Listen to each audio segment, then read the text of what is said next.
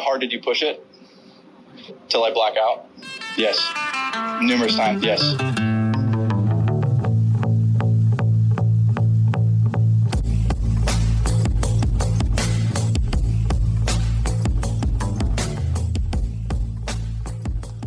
What's happening, Municipals? This is your boy Big C and Pax and Vanilla Smooth, aka Ashton Moss. How are you boys doing today? Good, better than producer Jack, who unfortunately cannot join us because he apparently, Chris, got poisoned by a hot dog and has food poisoning. Nope, don't believe it. Nope. Will you apologize? That's the question. We got to see the receipt. He needs to apologize because it's never the hot dog. There you go. Okay, well, that's actually a perfect segue because will you apologize for Team Hot Dogs, who, just to get into it, had a great showing on Saturday. It was tied going into Sundays. And Chris, what happened in the Sunday singles? Just curious. Son of a bitch. You would go straight here. You're going to go straight into it. We're talking about poisoning hot dogs. We got to talk about it. You guys ate some poisoned hot dogs, we were tied going into Sunday. It was a glorious Saturday night of beers and debauchery. Hanging with the boys. Like a Southern priest. Saturday night. Creating AI Kenny out of thin air. That's inside joke. Beautiful thing. Oh, it's just a beautiful picture of our friend Kenny as a woman. It's absolutely wonderful. At one point, we might have... You said that so matter-of-factly. Me and my boy... Oh, it's just Kenny as a woman. Just Kenny as a woman. It's just a beautiful, beautiful portrait of Kenny as a woman. And it's, me and Bean are playing in the Chasing Aces Franklin Open, and we're having hoodies made with AI Kenny on the front and Meme God on the back. And it's going to be the best outfit of the entire tournament. Anyways, we're getting back to the tournament. So, yes, Saturday ended wonderfully. Tie going into Sunday. It was fully tied, right? Like, fully tied. Fully tied. It was great. Then shit hit the fan. Yeah. Sunday came. I think the hot dogs went a little hard Saturday night. I'm just going to say it. I picked the party team. And, we were this feels all like a little bit of vibes. narrative. I picked on vibes alone. My team was all about vibes. That might have backfired on me because I think the vibes got too high Saturday night. I think my guys were feeling it too hard, and we came in Sunday and we got our asses handed to us. It was bad. I believe... I forgot the final total, but I think Burgers won 15 of the 18 matches in singles. It was match, me and Rick were grinding our faces off, and you want to believe that it matters. And I came in, and someone was like, "Oh, it doesn't. Your match didn't mean anything." And I was like, "Oh, what happened?" And we're up 15 to 18. It's like, oh, but in fairness though, it was not many people got run out of the gym. There were a lot of 2-1s, and Dominic, for example, came was down 4 to down. the last 3 holes. Yeah. Pax got his ass handed to him a little bit. I lost pretty bad. Well, Pax, that's a good place to start. We've talked extensively about the Cookout in the past. Just kind of high level, what were your thoughts? What did you enjoy? What did you not enjoy? Just curious because you're a first timer. How was it for you? So, yeah, I came in with not very... Or I didn't come in with a lot of expectations, I want to say. But honestly, I was really blown away. The golf course was amazing. We played, I think on Sunday, it was actually pretty foggy, and that was really cool. That made for a cool, starting tee times and everything. But yeah, the food was really good. I feel like the way you guys hosted the whole tournament was really cool too. Having the opening ceremony, and we picked teams and everything. Definitely wasn't expecting any of that. And then just all of the people that I met there, everyone was really, I guess, chill and really fun to talk to. Me, since it was my first time, I think there were a lot of other people who are their first times. I think 5 or 6 new guys coming in. But yeah, 12. I didn't know anybody. 12 new guys? Oh, man. Yeah. But yeah, I didn't know anybody, and towards the end of the trip, like, I became really good friends with a handful of guys up here, and then a lot of the other guys down in San Francisco and Bay Area too. So yeah, I mean, golf. Hold on, Pax. Let's talk about this a little bit. I think Yeah, a man crush was started between you and Sir Cavs Greg.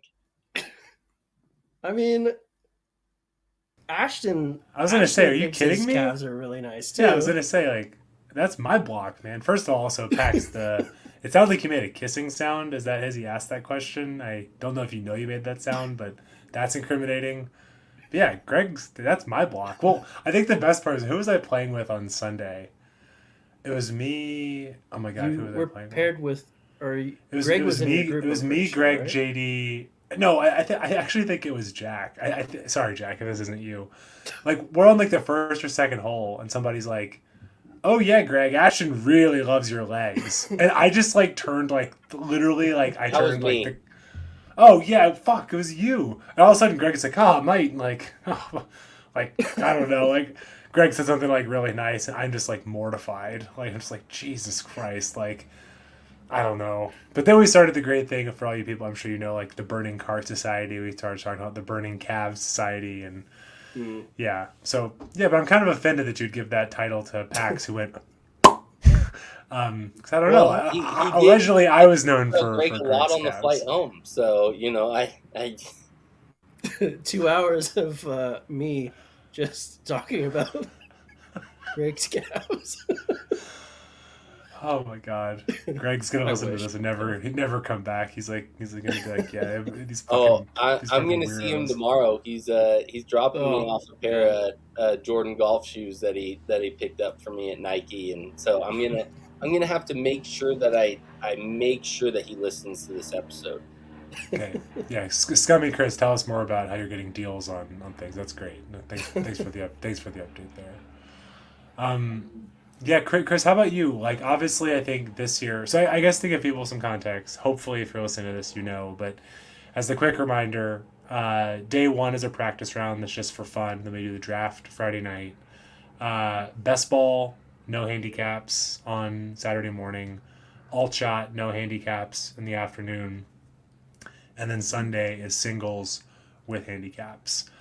This year, one of the adjustments we made is we did, if you're a 10 or above, you had to tee up, go up one tee, which I think overall was positive, but curious to hear what people have to say about that. And again, I don't think the final score was actually indicative. It felt very, very competitive, especially with those matches. But Chris, how did you feel about this year? I mean, obviously it definitely felt different in the sense of, I think year one was more intimate, which isn't better or worse. I think this year definitely felt bigger, but I think to Pax's point, I mean, everyone, like that, especially on Saturday when we gave the update that everybody was tied, you could really feel the group starting to like come together. Like I had that moment, like, holy shit, it's like 36 of us out here, and everyone's like laughing and drinking, and at that point really knows everybody. So what really hit you this year? How did it feel different, if at all?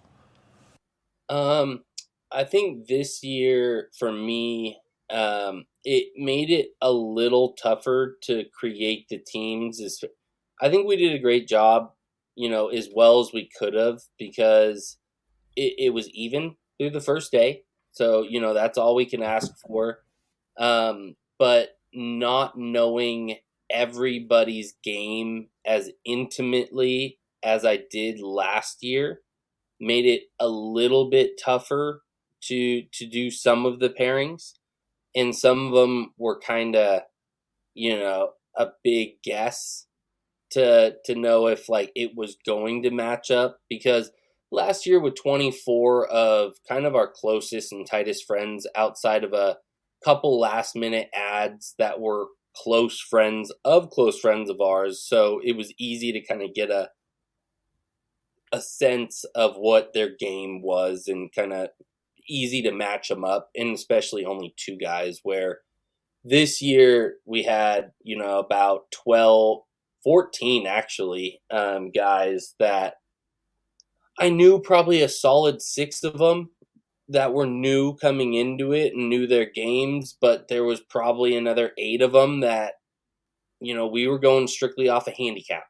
and that made it a little tough where, and I'm not calling anybody out, but sometimes people don't always post every score, and they'll say they're a 9, but like maybe in the last 2 months they've been playing more like an 11, and their handicap is either kind of older or it just hasn't been updated because they haven't been entering scores in.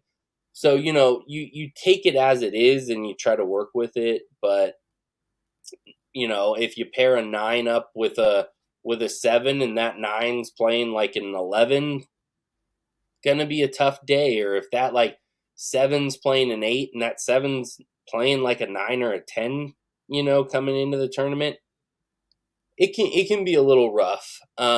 Where like some of our guys that we know really, really well, we know like they play at a 5, but they could play it like a 3 or they could play it like a 9. So it's easier to match somebody up that way. Shouting at you, Hussy. Damn, cold-blooded. Oh, I love you, Hussy. I will say we can share throughout this. I think it'll be fun to kind of share some of the most memorable things. Speaking of Hussy in the practice round, our boy Chris Hussy was, I can't emphasize this enough, the practice round pin locations were like insane. Like these pin locations were like, just like in places I've never seen them before. I think it's tucked in all the corners. It scared me. I mean, it was like holy. Well, I was scared as like the co-tournament organizer, is I was worried about those pins causing like 5.5 hour rounds because some of them were diabolical. I mean, they were crazy. But Hussy shot 4 under on the front, so he turned. It's funny. I shouldn't have asked him, but I just noticed. I looked back and like on, I think it was 7 and 8, the ball was like an inch from the hole. I was like, dog, get some good shots. And he's like, I'm like, what'd you shoot? He goes, shot 32. I'm like, whoa. Like his voice is like 3 octaves higher. And I think he kind of limped home with the 32-42. But Pax, you were there for that, right? It was incredible, right? Like it was on the really hard par 3. There was like 230. He hit it to like what, 3 feet, right? Oh yeah, I remember that. Yeah, got that. Yeah. What did I even? Yeah, that was that hole. That hole was probably the toughest hole on the golf course. Like 230 for me, like I don't have a 230 club. It's like a choke down 3-wood. Yeah. Yeah, and I remember that. It was like literally probably like that far from the hole. Yeah. That was hit nice. multiple of those. So shout out to Hussy. I mean, the 32 is 32 on 9 holes of golf is cooking with gas. Well, and then we're all finishing up, waiting for the groups to finish, and we hear an absolute blow up on 16. A hole in. Our boy, hole in one. Our boy Juan gets a hole in one on 16. And bought really all the pitchers cool of beer. pin location. Like 16 had a tough pin location, but if you landed it on the right shelf, it was funneling into the hole.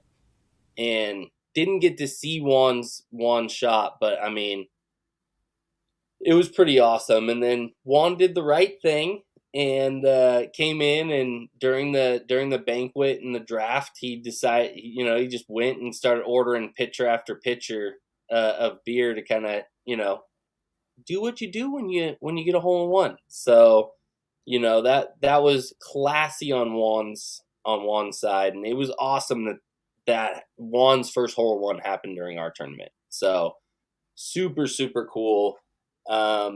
And then, outside of that, I think I don't really have a lot of gripes with what went down with the tournament this year. Like I absolutely love Soule Park, and we've talked about Soule Park many times on the podcast, and it's anyone that's watching, the Open this week. I mean, it's not LACC. I'm not saying that. But Soule Park is designed by redesigned by the same guy. And maybe harder, right? Because I mean, we're recording on U.S. Open Thursday, 8 under. Like what would Ricky shoot at Soule Park? Like maybe not 62. maybe not 62. Many people are asking. With those practice round pins, he might not have shot a 62. Yeah, It's true. So it's a who's to say situation, but it's we're such idiots. But Soule Park is a great course, and if you're watching the U.S. Open, the greens that you're seeing out there, not saying the surroundings and the bunkerings are exactly the same. I'm talking about the green surfaces. Yeah. If you are balling on a budget and you want to play a great Gil Hanse course and experience his architecture, you cannot pass Soule Park up. Because and also Billy Bell, right? I mean, like it's also because it's really the trifecta of Billy Bell, Gil Hanse, and Jeff Shackelford, and they're kind of involved in both.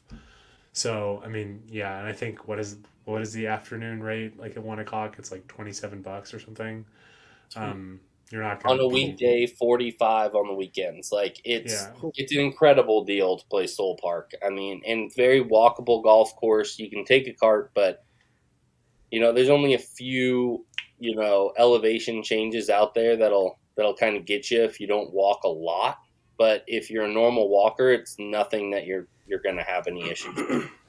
And, it's an absolute great course. And like we were talking about, Zadie's, having probably one of the best views in any bar that I've been on in a golf course setting. Like, I think everybody the whole time, because of California getting so much rain, everybody was blown away by how green the hills and mountains around Soule Park and what encompasses Ojai, were. And it was, we've been there a few times now, and this was the second time we've held the tournament. We've played there multiple times before that, and it's usually very dry, tan, and brown. Like, that's just what Southern California looks like. But it literally looked like it was lush. White.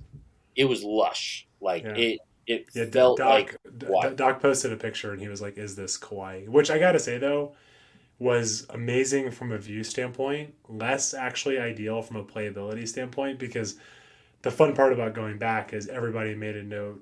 It's a negative, but not towards the staff at all.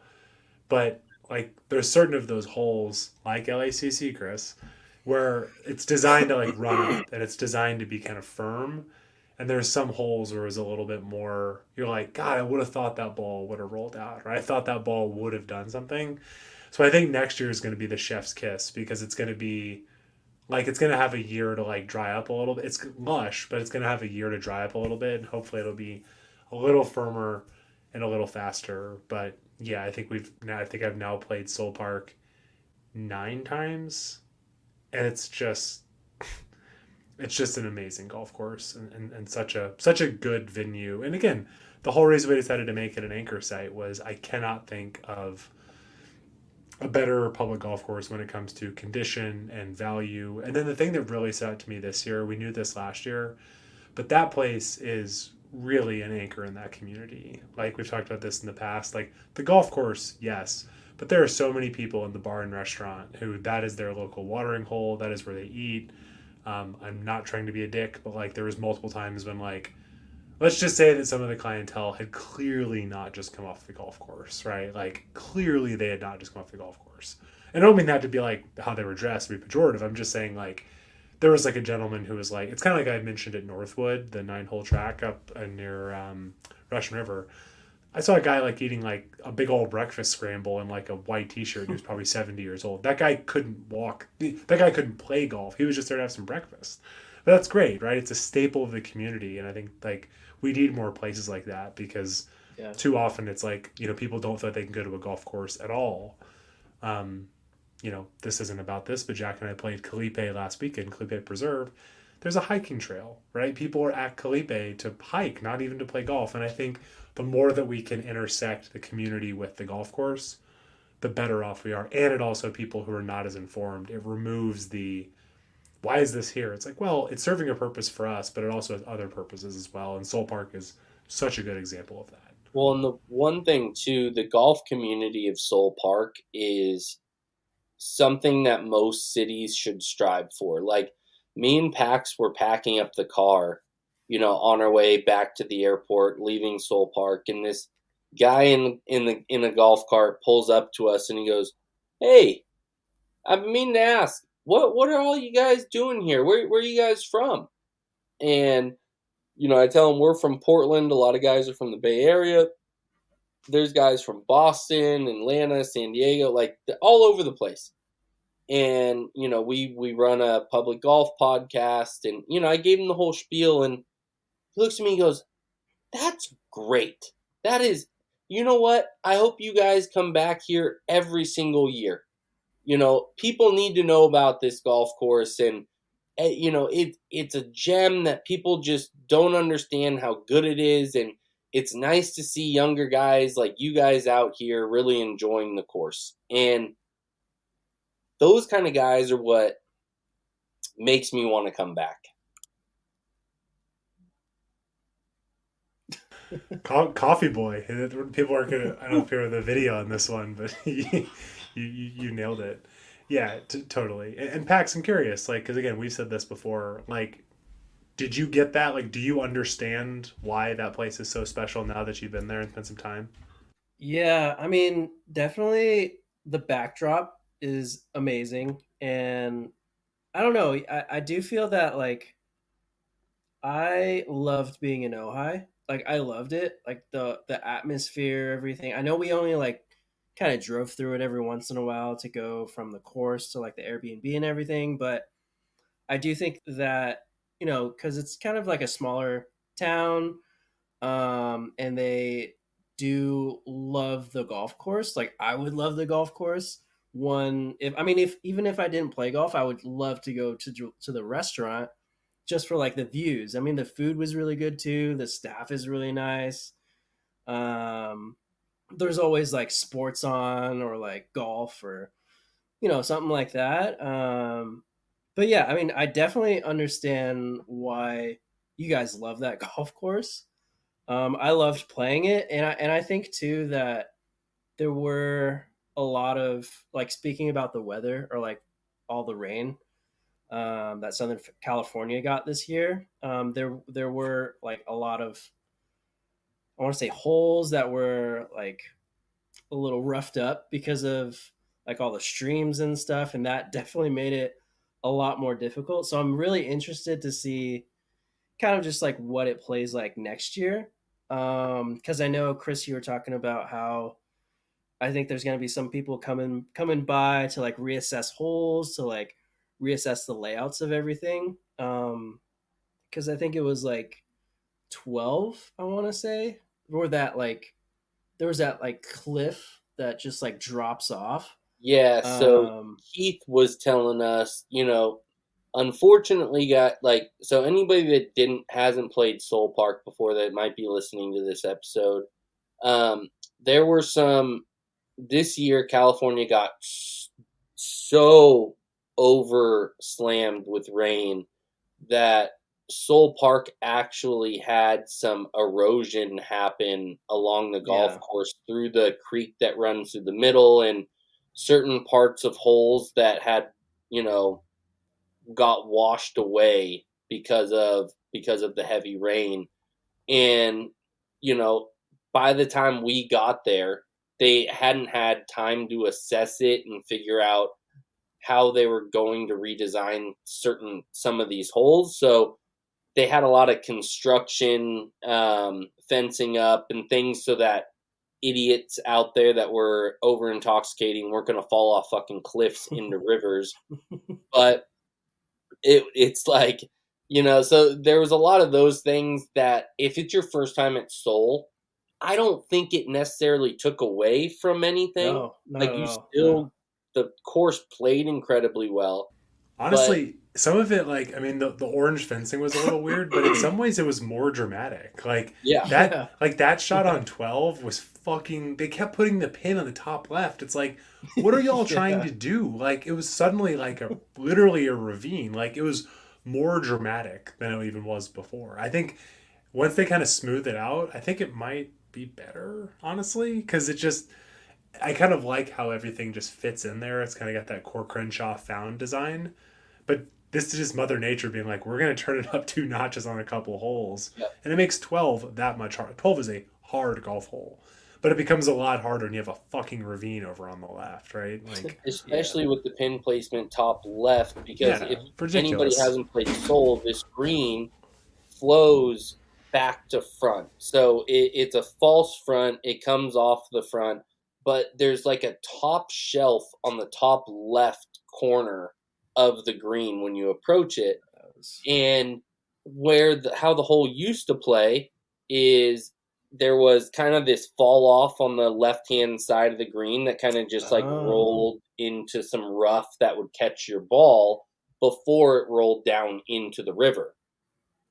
Now that entire side of that would come down into that rough has eroded off, and it's just a sheer cliff from the edge of the green, like 30 feet down into this river. And so they kept putting this pin 15 feet off of this cliff on the top left corner of this like shelf that, I'm not shitting you, it's like a solid 9 feet uphill onto this shelf from the base of the green. Like, it is not an easy putt, and if you leave yourself long, then you have to hit a difficult chip, and hopefully you hole it, leave it short, or if you hit it long, you're now having to putt back up it. And it's just, like Ashton said, it has made this hole super hard, especially dependent upon pin placement. But, I think that it might actually turn out to be for the better for Soule Park, because some of the features have just got accentuated, and it has made it actually more of a staple and more of I think 12 now could almost be a showcase hole for Soule Park because of that, the green. Because if you think about it, what fucking architect is actually going to design a green that goes directly up to a cliff? Rarely are you going to see that. Like, they're going to give you some sort of play, or they're going to build that up and build the green into a swell on the right-hand side that you can play off of. But they don't have a choice. Like, Mother Nature came by and wiped out the one left side of it that was the safe zone if you did miss left. I hope they don't change it. I hope Keith just literally builds a fucking white picket fence along the left-hand side of it and calls it a day. Like, I really hope they don't try to do anything with that or rearrange the green or move the green to make it to where it has extra areas, because I think it played super tough in a match play scenario like we had on Sunday. I think that hole made or broke matches. Yeah.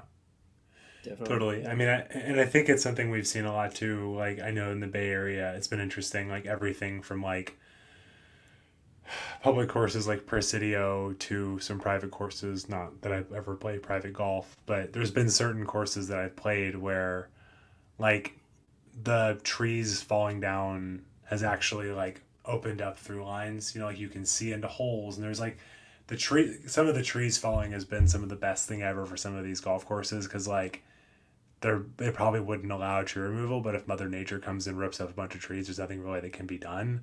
And ultimately, I feel like we'll see, but it might ultimately turn out to be a net positive, which is awesome. I think one thing we can do in a second is I'd love to talk about kind of everyone's favorite moment or favorite memory. But Pax, I'm curious to ask you, now that we've played there, what was your favorite hole? Like, do you have a hole that clearly was like your, like, I love this one the most? I mean, there's a lot there, but like, is there one that really stands out to you? Honestly, I think it's number one. Like, hell yeah. No, one's a great hole, man. Yeah. It's one of the best opening tee shots in golf. Yeah. You can kind of see like the entire golf course. I think it's the highest hole, right? Or highest. Pretty much. tee box. Yeah. And yeah, I mean it's kind of like nerving. Like your first tee shot, there's like water on the left. There's that big lake on the left. I think right's pretty open. But I mean, yeah, you got to just pipe one down the middle, and it's pretty straightforward. But I don't know, it's just my kind of hole. Like I like the look of it, and then the backdrop because you get like the hills in the background. You can see kind of the entire property. Um, but yeah, I'd have to say number one, and then probably number what's there's like that short par three kind of hitting down. I think that's 10 maybe. Oh, with the water on the with that Nine. same 9 no, is it it's 9 par 3. Or 10. 10. 10 yeah 10 is so Yeah, you're hard. right. 10 to that back It right is flag really was hard. so fucking hard. 10 Well, is my number. I was one under making the turn in the practice round, and then I hit a pull hook into the water, and I was like, "That fuck." Oh man, but yeah, I like that hole too. I mean, you're like right up against like the practice facility, the driving range, so it's kind of nerving as well. But Yeah. it's kind and of you a got people blind- on one or grabbing drinks, Yeah, like you got watching people you. on You have a one. gallery. Yeah, and there's like the restaurant in the background. I mean, the restaurant's on one tee box too, but Yeah, yeah, that par three. I don't know. It's just like a really fun hole. I feel like it would be really fun. It'd be kind of weird, or no? Did I say that was 9 or 10? I can't remember. 10 is the downhill par 3. Yeah. No. If, Yes. If they like started, if we started on 10 instead of 1, Ooh. like what that would kind of look like. There would be just some, 'cause, like- there would be even bigger scores. That's your first swing of the day. Yeah. Because That'd be messy. 17 and 18 are really fun holes to play, but it's also kind of like you They get feel like a through different golf course. Yeah, you get through 16 and it's like you can kind of relax a little bit. Yeah. Like you get away from all the scenic views and stuff. So if you ended on the front where like all of that, kind of fun stuff is, it would be kind of cool to do. I think Hussey, sorry if it's somebody else, but I think Hussey's idea was that those should be 17 and 18 should be 1 and 2, and then 1 should be 3, and then it should end on 16 like Pasa. And I'm like, that actually makes a lot of sense. Yeah, that does. Because you kind of like, 1 is a great opening tee shot, but like I think you'd rather start your round with a couple snoozers, right? It's like 17, which would be 1, is just like a very straightaway par 4. Number 2 would be like a pretty gettable par 5, right? And then you're kind of off to the races. Then from a match play perspective, ending on the stretch of like, God, I mean, think about like 12, what is now like the stretch of 12, 13, 14, 15, 16 is like the gauntlet finishing. Like, ooh, you better hit some like grown up shots right there. Yeah. No, but I'm with you. One is great. I mean, it's also cool too. Like, this is both meant to like, I'm not trying to drive by shoot JD. I'm also complimenting him, but it's funny how like JD, I had been talking a big game, like my friend JD, he's so good, all this shit. Last year's first tee shot, he hits a pull hook that almost went in the water.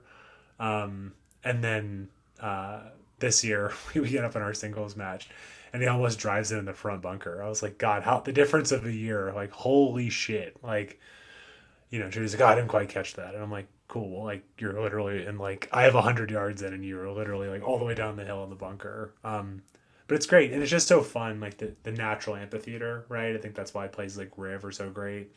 Again, Billy Bell, it's all kind of the same idea, right? So to your point, Chris, very, very, very, very like Muni version, but I think that flavor is very much there. Before we kind of talk about our like favorite individual moments, is there any kind of other things y'all want to discuss? Again, we can keep this one shorter and sweeter, but any other things y'all want to discuss? No, I mean,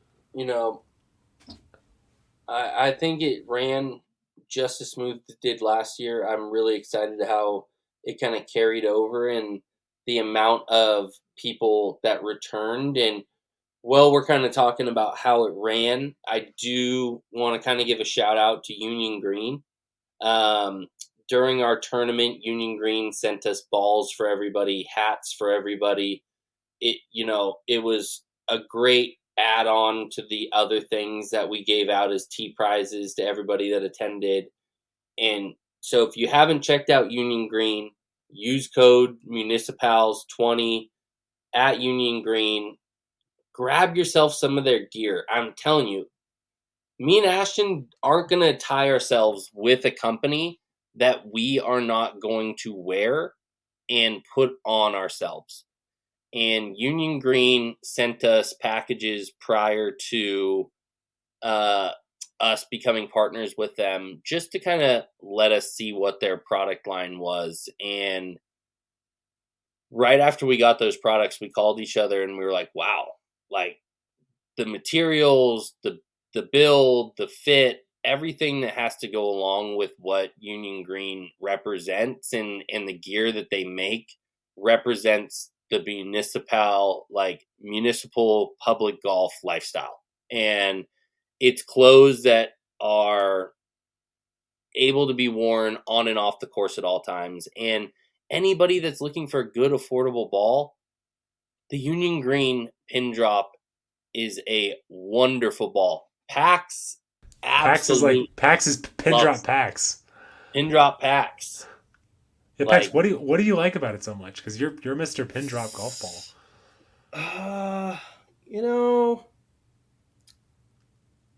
There's a lot that I can say that I like. Let's say there you go. I don't know. That's why I asked. You gotta tell me. I don't know. I like how, I don't know, just like it goes a long way when I hit the ball. Not gonna lie. I was piping. I think we played OGA. I was piping like 290, maybe pushing like 300 on some holes. Roll it back, Meredith. Roll the ball back. God, Union Green. Could be my fitter too as well. I got a really great fitter. His name's Jack Lopez. Just kidding. Sorry, I love you, Jack. But yeah, I don't know. It's just a really easy ball to hit. I don't know. I usually don't think about the ball that I play. I'll use Titleist balls. But yeah, thought I'd give Union Green a try and haven't looked back. So one thing, I'll give a little insight to our listeners. 90% of you guys don't have the speed to compress a Pro V1. Stop playing tour balls. You guys can't compress it. If your swing speed isn't over... Coming from a guy who can't compress. I can't compress it. I don't... Pin drop PAX and anti-compression Chris. Yeah, I do not play a tour ball for the fact that I can't compress it. If you cannot compress the ball, meaning you're not hitting a club head speed with your 6-iron of 86 miles an hour, 87 miles an hour or more, you cannot compress a tour ball. Play the proper ball. Union Green pin drop, baby. And I mean, it's right at the 80 compression. It's perfect for those guys with the sub 86 club head speeds. For the guys that carry the ball 250, this is your ball. Like, this is the ball you should play. And the price point is there. And you can use Municipals 20, get yourself a discount on your first purchase. Give them a try. Meredith and Union Green run specials all the time on the balls. So if you end up paying like $11 a sleeve, it's great, or $11 a box. Box, not sleeve. Sorry, box, not sleeve. Yeah, like for the cheaper ones, it's way down there in price. For the more expensive ones, it's still $25 less than a tour ball.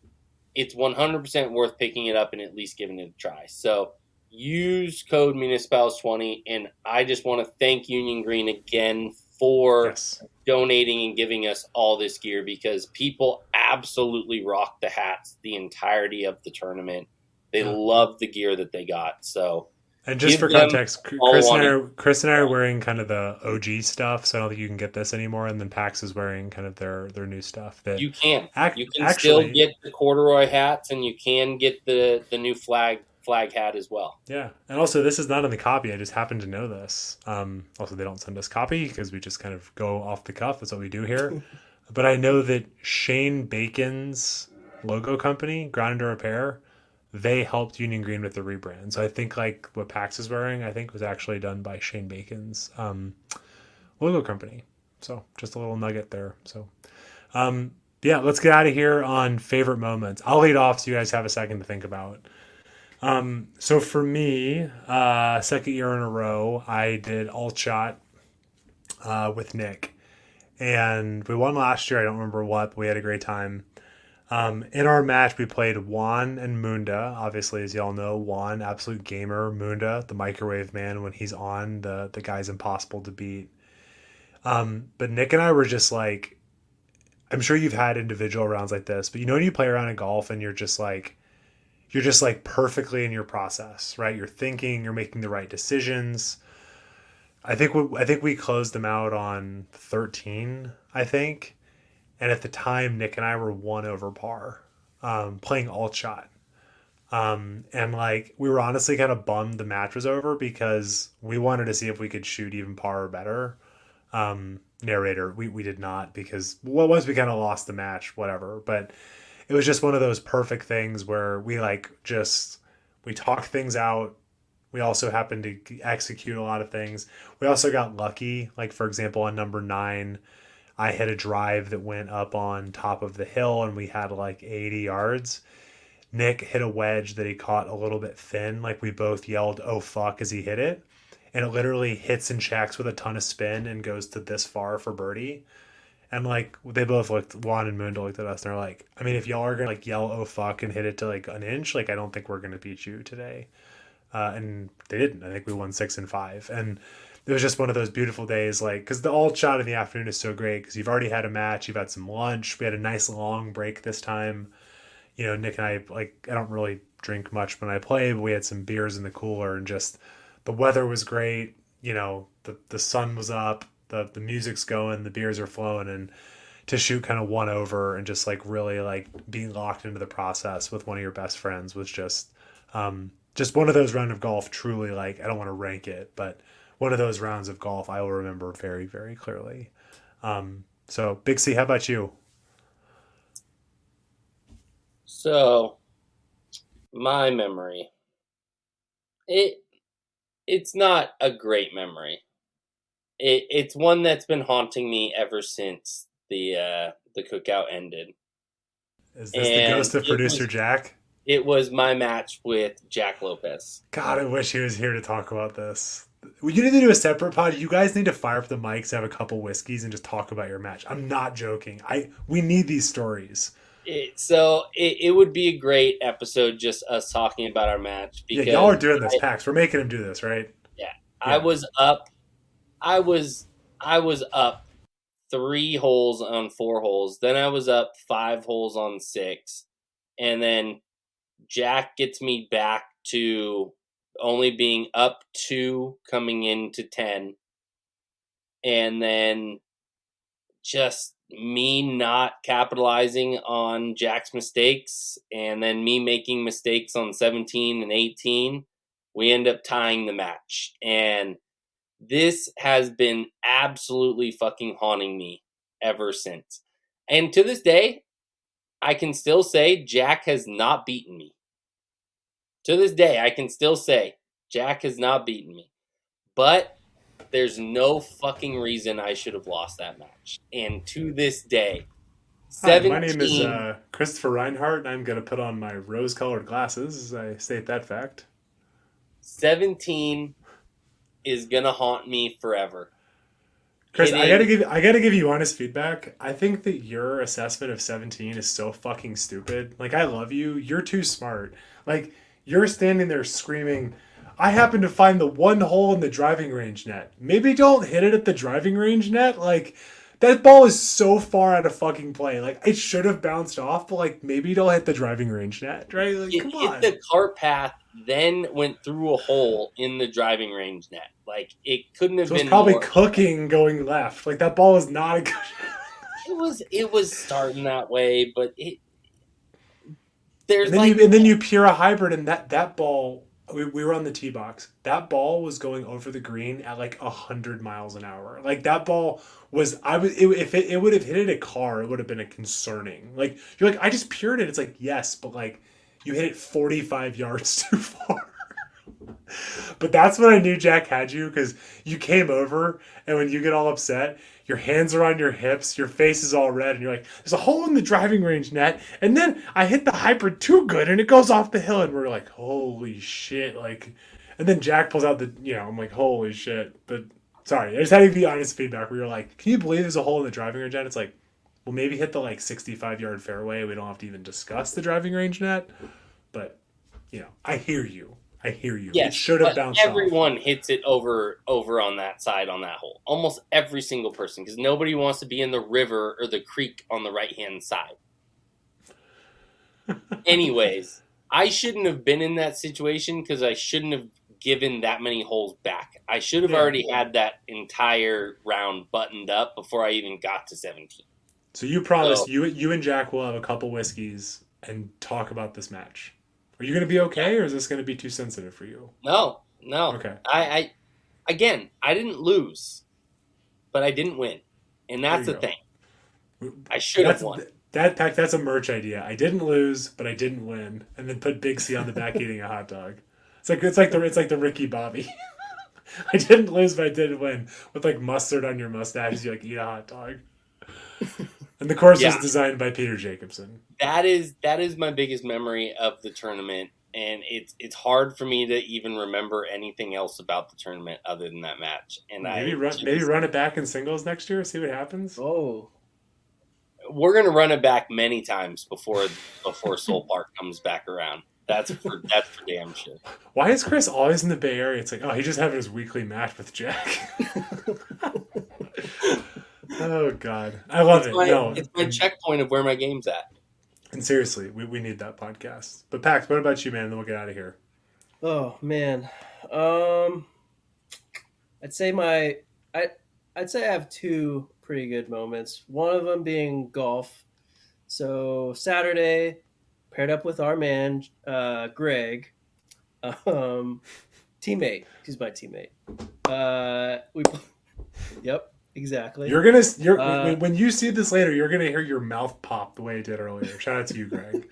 Don't worry, I'll cut that out, or I'll leave it in.